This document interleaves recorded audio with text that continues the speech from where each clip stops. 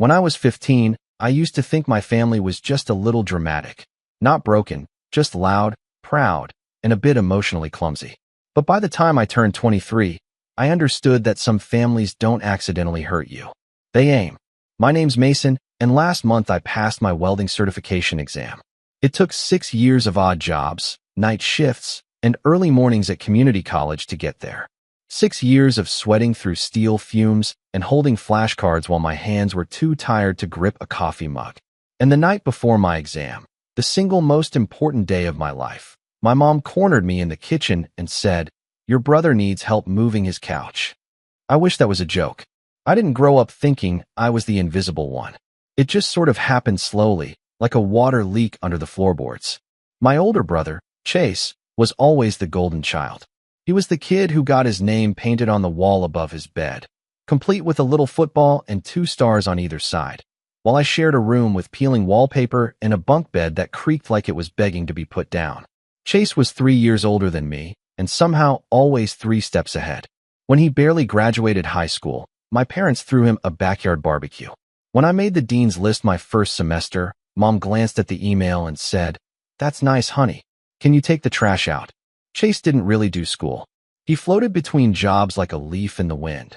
Gym receptionist, then real estate intern, then something involving cryptocurrency that never quite made sense, and ended with him accidentally maxing out Dad's second credit card. Meanwhile, I picked up weekend shifts at the scrapyard and studied on breaks, because welding didn't come easy to me, and neither did sleep. I'm not the genius type. I'm the grinded-out type. The one who gets up at 5 and learns by repetition. But in my house, Chase could breathe wrong and get praised for his lung capacity. I could be bleeding from both hands and get asked why I was making a mess. It wasn't all bad, I guess. My grandma, Dad's mom, was the only one who seemed to see me. She used to call me Maze the Maker because I was always building things, even with scraps. But she passed away when I was 17, and whatever small buffer I had from the family hierarchy went with her. After that, I was just the spare son, the helper, the errand runner, the one who always had time because apparently having goals wasn't real unless you wore a suit or posted about it on Instagram. And Chase? He moved into an overpriced apartment last year with his girlfriend, now ex, and when that imploded, because of course it did, he decided to downgrade to something more modest. That modest place was a duplex 25 minutes across town with a second-floor walk-up and a couch that, apparently, weighed as much as his ego. He waited until the night before my exam to mention it. I was in the living room, cross-legged on the carpet with my notes spread out like a shrine to pipe angles and safety codes. He walked in like he still lived there. Technically, he'd moved out, but the house still had his scent, expensive cologne and entitlement. "Yo, Maze," he said, flicking a rolled-up pair of socks at my leg like we were 12 again. "Need your help tomorrow. Morning. Couch is a beast." I blinked at him. "Tomorrow's my welding test." He paused. "Oh, right. You're still doing that. Still doing that." I looked over at my mom, who was making tea in the kitchen. She hadn't said anything yet. She didn't even glance at me. "I've been studying for months," I said carefully, trying not to sound defensive. "I need to be there at 8 sharp. It's the practical exam." Chase groaned. "Dude, it's just one morning. I'm not asking for a kidney." That's when Mom turned around and finally chimed in. She didn't yell. Not yet. Her voice was sweet, that fake calm she used when she was winding up for something worse. "Honey, your brother's trying to build a real life. He can't do everything on his own." My hands went cold. "And I'm not." She didn't answer, just gave me that tired look, like I was being dramatic for even daring to put myself on the same playing field. Then she added, "I just think you could reschedule. Or skip it. There'll be other tests." I laughed. Actually laughed. Not because it was funny, because it was unreal. I've already paid the fee, and you can't reschedule it for another 6 months. This is my shot. Mom set her mug down harder than necessary. "So you're saying no?" "I'm saying I can't. I won't." And that's when the screaming started. She snapped like a rubber band, pulled too tight. "He's trying to build something for himself. You're just playing pretend with your little metal toys." "Welding? Really? You think that's a real job? You think that's going to take care of you?" Every part of me wanted to shrink. But something else, something sharp, started to rise in my chest. I stood up, slowly, and for once I didn't apologize. I didn't beg to be understood. I just picked up my notes, walked past Chase, and headed to my room. My dad, silent as always, pretended to scroll on his phone in the hallway. That night, I didn't sleep much. I kept thinking, maybe I was being selfish. Maybe I should have just helped and rescheduled. But then I remembered all the times I'd been the one bending, the one saying yes, the one putting myself second so that Chase could be first again, and again, and again. So I packed my things. Not all of them, just enough. My boots, my helmet, my notes, and my favorite hoodie, the one with the scorched sleeves from that summer I helped rewire a metal barn roof. And I left, quietly. No speech, no drama. Just a front door closing at 1:47 a.m. and the sound of my old Civic starting in the driveway. I slept in my car that night. And the next morning, I passed my welding exam. I figured that would be the end of it, that they'd ignore me like usual, pretend I was just having a phase, and wait for me to come crawling back with an apology and a wrench in hand. But that's not what happened. Because when I left, I took more than my backpack with me. I took the last thread holding their illusion of normalcy together. And without me there to prop it all up, their whole little house of cards began to collapse. But I didn't know that yet. Not then. I was just a guy with a certification, a sleeping bag, and a quiet kind of rage that I'd spent years swallowing. A rage that was finally starting to grow teeth. For the next few days after I passed my welding exam, I floated in this weird limbo between exhaustion and pride. I hadn't told anyone at home. No text to mom, no call to Chase, not even a hey, I passed. It felt too sacred to share with people who would just roll their eyes or nod politely and ask if I'd considered getting a business degree instead. I just kept to myself, crashing on a buddy's old futon, nursing coffee like it was for fluid, and thinking for the first time in years that maybe, just maybe, I could have a real life that belonged to me. I figured they'd try to contact me, that there'd be at least a half-hearted attempt from someone in the family to pretend like they cared. But radio silence. Not even a thumbs-up emoji from Dad. Which, if you know my dad, is communication. The only ping I got was from Chase, 2 days later.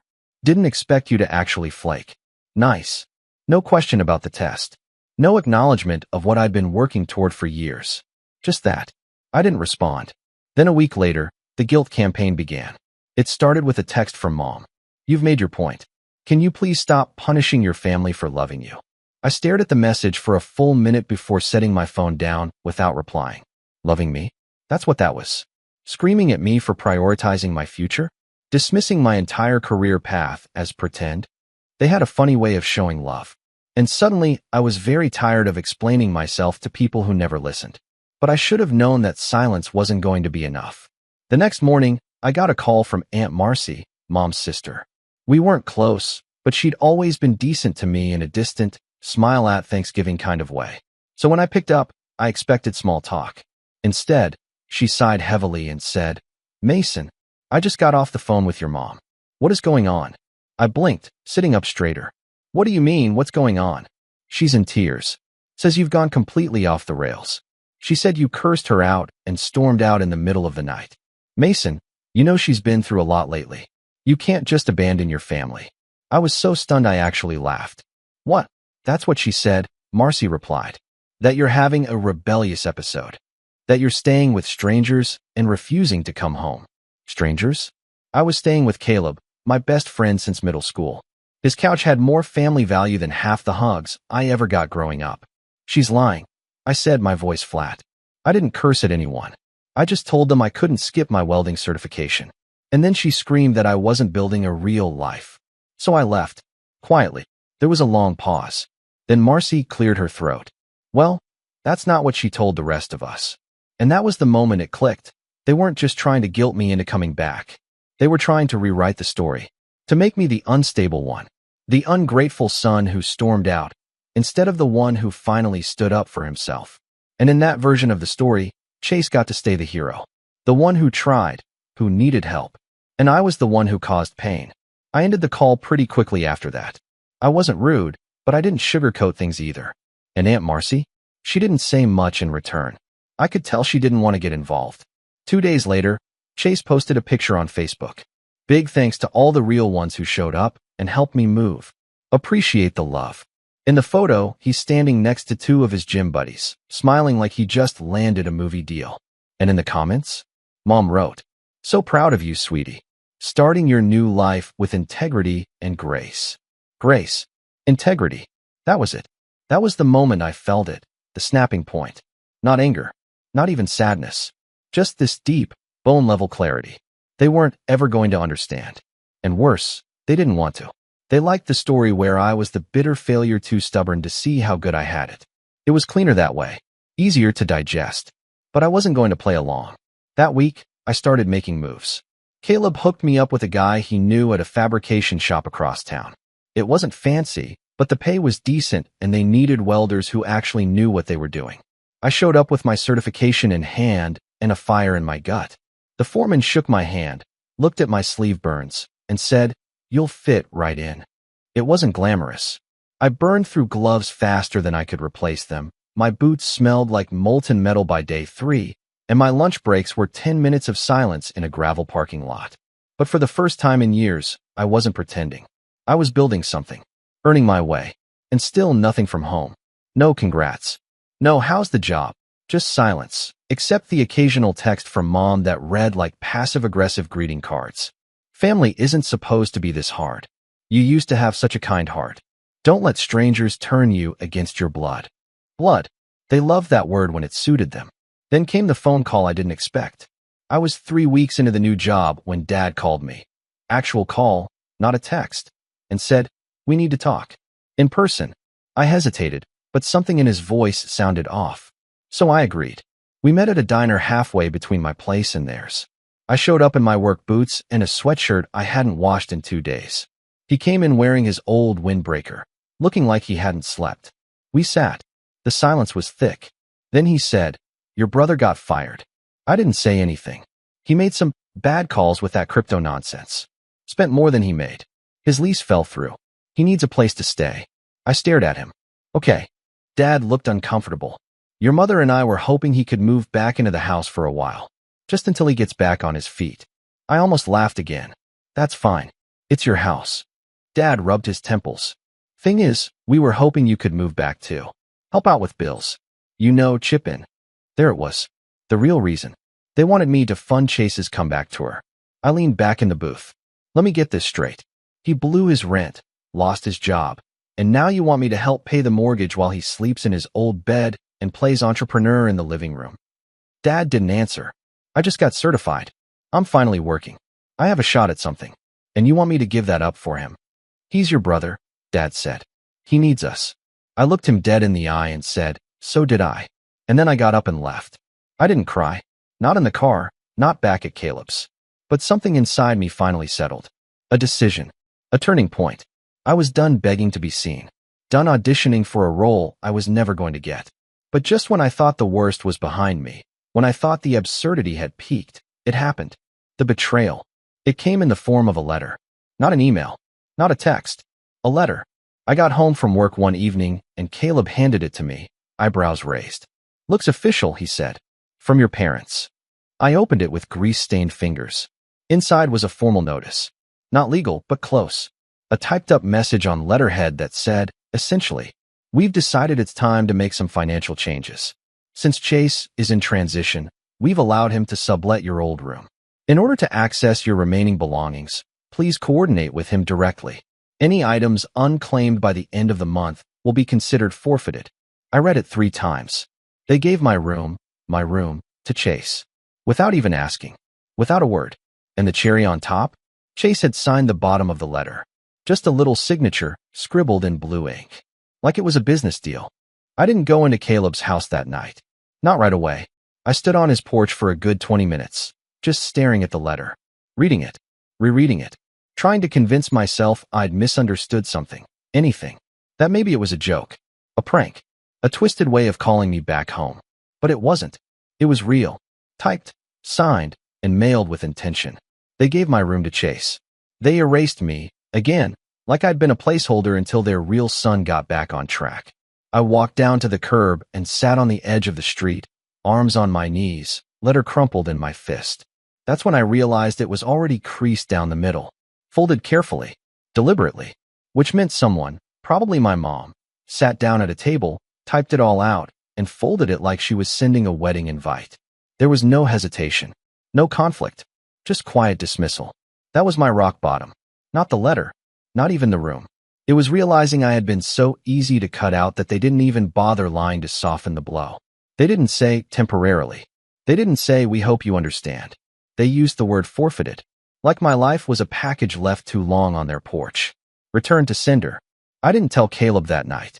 Just nodded when he asked if I was good and went into the guest room. I laid on the pull-out, turned toward the wall, and let the weight of everything settle on top of me like the ceiling had caved in. Over the next few days, I didn't talk much. I went to work, welded whatever needed welding, and kept my head down. I didn't mention the letter. Didn't bring up Chase. I think Caleb sensed something was wrong. He's the kind of friend who knows when to back off. But I could feel myself shrinking. Like I was becoming someone else. Someone quieter. Numb. There was one night, though, when I snapped a little. We were watching TV, some dumb cooking show, and the host said something like, "You've got to know your worth before anyone else does." I muttered, without thinking, "Unless your family convinces you it's zero." Caleb muted the TV. "Okay," he said, not unkindly. "Tell me what happened." So I did. I told him everything. The fight before the exam, the silence after, the guilt texts, the Facebook post, the diner conversation with my dad, and finally, the letter. He didn't say anything right away. Just looked at me for a long moment. Then he said something I'll never forget. "Maze, they're not your family. Not anymore. They're your origin story." It hit me like a steel beam to the chest. Because he was right. I'd spent years thinking I was a defective piece of the puzzle, trying to force myself into a space that was never shaped for me. But maybe the point wasn't to fit. Maybe the point was to build my own damn table. The next morning, I asked my foreman if I could take on extra shifts. I told him I needed the hours. He looked at me, grinned, and said, "You're not going to sleep for a month, kid." "You sure?" I nodded. "Yeah, I'm sure." That month, I worked harder than I ever had. Early mornings, late nights, weekends. I took every scrap shift no one wanted. I welded through blisters, skipped lunch breaks, and poured myself into the work like I was trying to burn the pain out of my system. And slowly, quietly, it started to help. The noise in my head dulled. The ache in my chest softened. I was still angry, still hurt, but I was also moving. And then, about 5 weeks into that grind, something unexpected happened. I got promoted. Not officially, no title, no raise yet, but the foreman started pairing me with the newer guys. Having me check their joints, show them how to correct their arcs, give feedback without barking orders. At first I thought it was just a fluke, but then he pulled me aside and said, "You've got an eye, Mason, and you've got patience. That's rare." I didn't know what to say, so I just nodded. Later that week, I bought myself a new set of gear, high-end gloves, a fresh helmet, even a set of custom earplugs molded to my ears. It felt indulgent, sure, but for the first time in a long time, I felt like I was worth investing in. And then something wild happened. I got my own place. It was a small studio, not much bigger than a garage, but it had a working heater, decent water pressure, and a window that looked out over a scrapyard where the sun hit the rusted metal just right in the mornings. The landlord was chill, didn't ask too many questions, and let me sign a lease month to month. I remember standing in the center of that studio on move-in day, just me, a twin mattress, and a folding table, and feeling this wave of quiet peace. I had nothing, but it was mine. I didn't post about it, didn't announce it to the world. I just started building a life. Slowly, quietly, one bolt at a time. There were moments that made it harder, of course. One night, I stopped at a gas station and saw my mom filling up her car at the next pump. She didn't see me. Or if she did, she pretended not to. I watched her for a second. The same tired coat, the same messy bun she wore when she was cleaning the house. And for a moment, I felt that old urge to walk over and say something. To ask why, to ask how. But I didn't. I let her drive away without a word. Because by then, I'd learned something important. Closure isn't always a door someone else opens. Sometimes it's you, standing alone, choosing not to knock. One weekend, Caleb came by with a housewarming gift. A beat-up microwave and a plastic plant he said looked like it survived a war. We sat on the floor eating microwave burritos, and I finally told him my plan. I want to start my own thing. Not big. Not yet. But maybe mobile welding. Custom metalwork. Repairs. He grinned. Maze the maker, back at it. Maybe. I spent the next few weeks researching. Learning about small business permits, mobile rigs, equipment costs. It wasn't easy. I barely scraped enough after rent and food to save much, but I started putting money aside. Slowly, dollar by dollar. And then came the call. From Chase. No caller ID. Just a voice I hadn't heard in weeks. Mason. Hey. I didn't say anything. He continued, look, I know things got kinda weird, but I wanted to talk. Maybe clear the air. I should have hung up. But something in me wanted to hear what excuse he'd come up with this time. You know how Mom is, he said, chuckling. She freaks out, gets all intense. I didn't mean for you to lose your room. That wasn't my idea. Did you sign the letter? I asked flatly. He hesitated. I mean, yeah, but only because she said you didn't care, that you weren't coming back. She lied, I said. And you helped. He went quiet. Then, in a softer voice, he added, I'm trying, man. I really am. I got a new job. It's remote, but decent pay. Trying to clean things up. I didn't reply. Finally, he said, I miss having a brother. And maybe once, I would have cracked. Would have reached across the void and tried to fix things. But not now. Not this version of me. I hung up. No rage. No speech. Just silence. Because that was the real power I had now. I didn't need them. Not for validation. Not for shelter. Not for meaning. I had built something out of nothing. Just me, a pair of gloves, and a back that never stopped aching. And it was only the beginning. Because while they were still busy pretending, still playing house with their broken deck of cards, I was about to start stacking real bricks. And when I was done, they'd hear about it. But not from me. By the time autumn rolled in and the mornings started biting with that early frost, I had my own rhythm. Wake up at 6. Quick coffee. Weld until my back felt like a steel beam. Come home to my little studio. Eat whatever Caleb insisted on leaving in my fridge, and fall asleep to YouTube videos about welding rigs, tool storage, and small business taxes. I'd become obsessed, not in a desperate way, but in a focused, sharp way. Like my old life had been trying to smother me, and now I finally had room to breathe. But the thing about breathing again is, eventually, you start thinking clearly. And when I did, that's when the setup began. It started with a notebook. A plain, spiral-bound thing I picked up from the dollar store on a whim. I flipped it open on my workbench one night and wrote 4 words across the first page, in thick black marker. They think I'm gone. Because that's what it all boiled down to. My parents, Chase, they had erased me. Not in a fit of rage, but like it was a filing error. A silent delete row. They assumed I was some ghost in a flannel hoodie who would drift away, never be heard from again. And that assumption? It was going to cost them. But I didn't want revenge that came from pettiness. Not just a social media post or a family text war. No, I wanted something clean. Something strategic. A revenge that looked like success. That sounded like silence. That felt like a man rebuilding his own life brick by brick, while they sat wondering why the house kept getting colder. So I made a plan.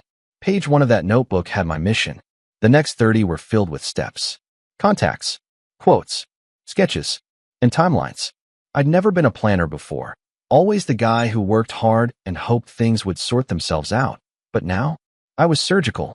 The goal, launch a mobile welding business by spring. Not flashy, not big, just real and sustainable. Step 1 was getting a reliable rig. My Civic was great for short commutes, but I needed something that could haul metal, gas tanks, and gear without throwing a rod. Caleb helped me scour listings every weekend. We even visited this mechanic an hour out of town who was selling an old Ford F-250, beat up, rusted at the base, but solid engine and a reinforced bed. I stood in front of it, arms crossed, and asked, will it get me to jobs without dying on the freeway?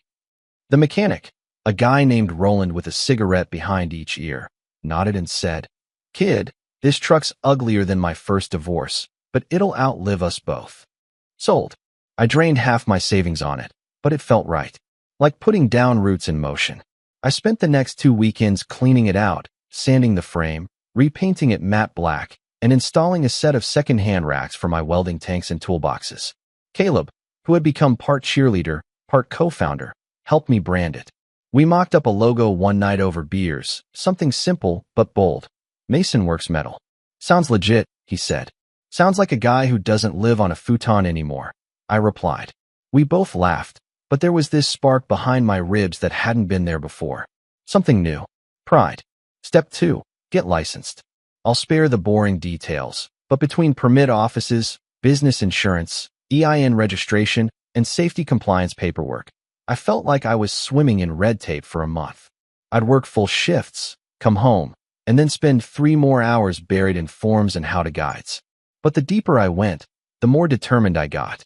This wasn't just about building a business anymore. It was about becoming undeniable.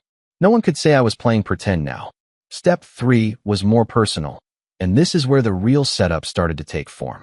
I knew that if I ever wanted closure, real closure, I had to face the root. Not just avoid it, not just outgrow it, confront it. So I went home, not to talk, not to cry, just to collect what was mine. I sent a polite but firm text to Chase. Nothing dramatic. Just, hey, I'll be by this weekend to grab my remaining things. Please don't touch anything. He replied with, sure. Whatever's left is in the basement. The basement. Not even my old room. Of course. Saturday came.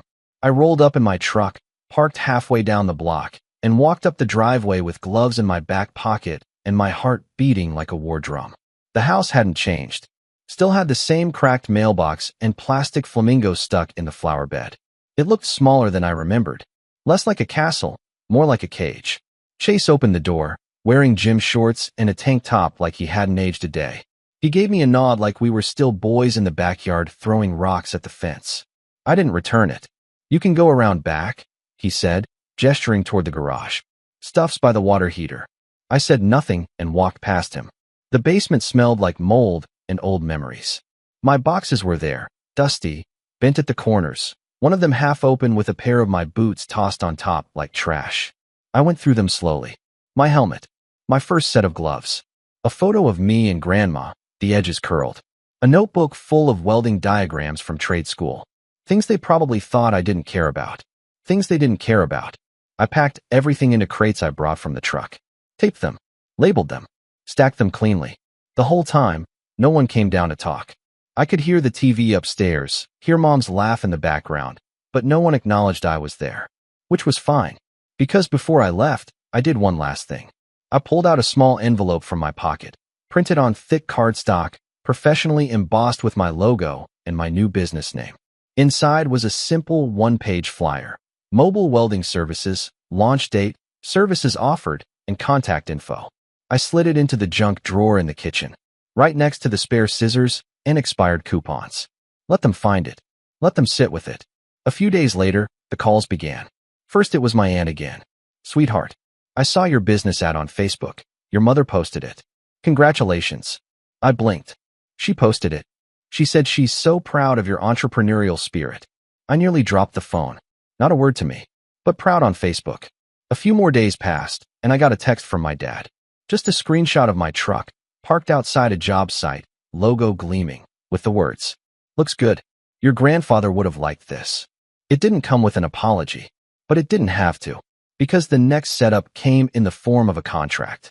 One of the guys from my old job, a senior welder named Raul, reached out about a subcontracting gig, said he liked my work ethic, and his cousin owned a construction firm that needed metalwork done for a set of new housing units going up on the west side.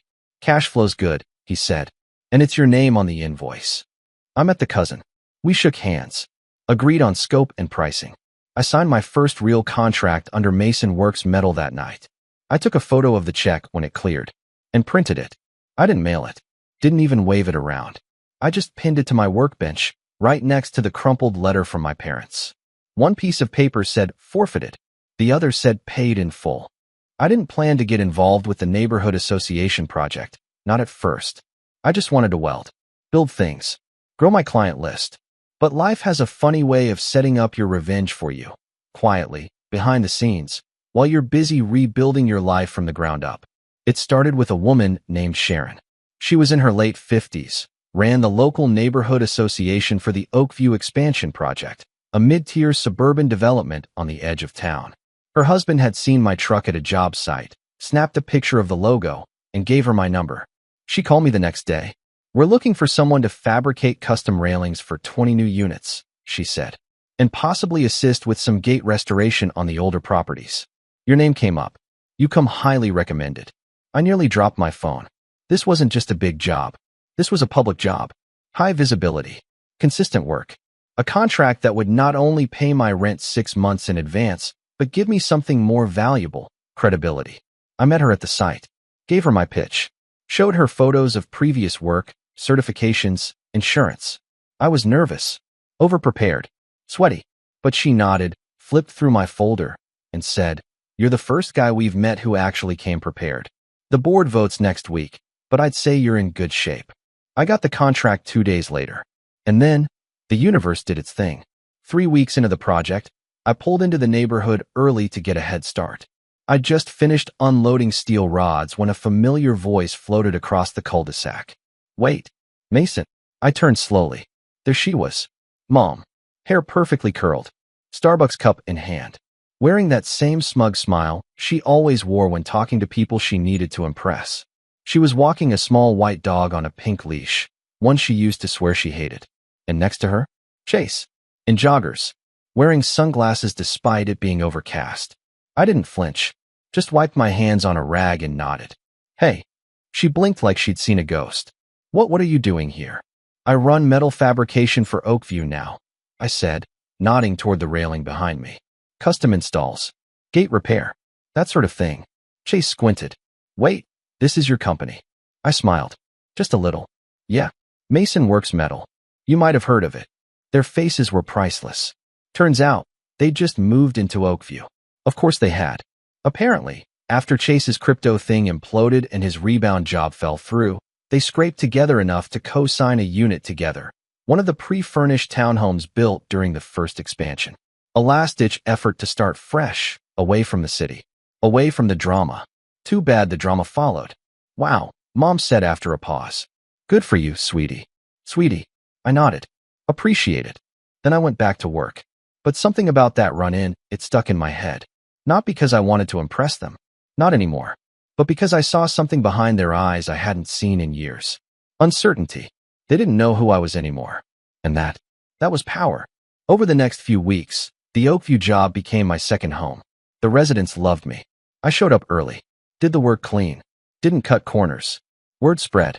I started getting calls from people outside the association, asking about custom furniture, signage, even sculpture work. I was booked out for 2 months straight. Meanwhile, Chase and Mom were right there, living among the people I now worked for, watching as the kid they'd once mocked, the one who'd been called just a welder, slowly became a name people respected. Then came the HOA meeting. Sharon called me one afternoon and said, "Hey, the board wants to recognize you at the quarterly meeting. You've made a huge impact on the neighborhood. Can you stop by and say a few words?" I agreed.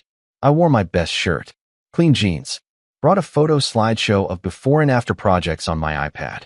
The meeting was held in the community clubhouse, same place where they held family barbecues and wine nights. About 40 people showed up, including Mom and Chase. They sat near the back. I didn't look at them once. Sharon introduced me. I spoke for 5 minutes. Simple stuff. How I got into welding, what I love about it, how grateful I was for the opportunity to work in a community that values craftsmanship. When I finished, they clapped. All of them. Even Mom. Afterward, during mingling and refreshments, Sharon pulled me aside. "You know," she said, "a few of the older units here are still technically under the first HOA management company. They're a bit of a mess. Late on repairs, behind on paperwork. It's slowing us down. But next quarter, we're voting on consolidating the board, bringing everything under one management, which means we'll be looking for a new maintenance and fabrication lead for the entire subdivision." I raised an eyebrow. "That's a lot of ground to cover." She smiled. "You'd be paid very well, and you'd have oversight over all property repairs, including who gets prioritized, who gets skipped, what gets deferred." I understood immediately. Chase and Mom's unit was part of the old block. I kept my face neutral. I'd be honored. The vote passed a month later. And just like that, I was the man they had to call for help. The first request came within a week. A service ticket from their address. Loose stair railing. Potential safety hazard. I marked it as received, then let it sit. For 3 weeks. They sent follow-ups. Polite at first, then urgent. "Please advise, we have elderly guests visiting. Stairs still unstable. This is a safety issue." Chase even called my work number. I didn't answer. When Sharon eventually asked about the delay, I told her the truth. "I'll get to it, but I've got a backlog. Priority goes to residents who've supported the work since day one." She just nodded. "Makes sense." Eventually, I went. I took my time, showed up late, brought extra noise, drilled slowly, loudly, left metal shavings in the walkway, still did good work. But no small talk, no eye contact, just work. Cold, clean, professional. When I finished, I handed Mom the invoice. Full price, no discount. She took it with shaking fingers.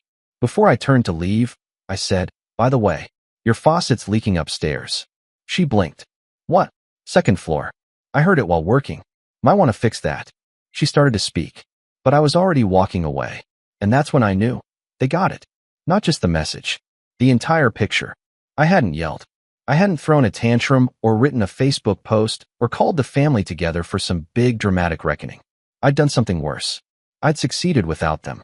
I'd built something they couldn't touch, couldn't dismiss, couldn't take credit for. And now, they had to live in it. Every railing, every gate, every polished weld they passed on the way to their car. I was there. I would always be there. But not for them. Just around them. Like a shadow they couldn't shake.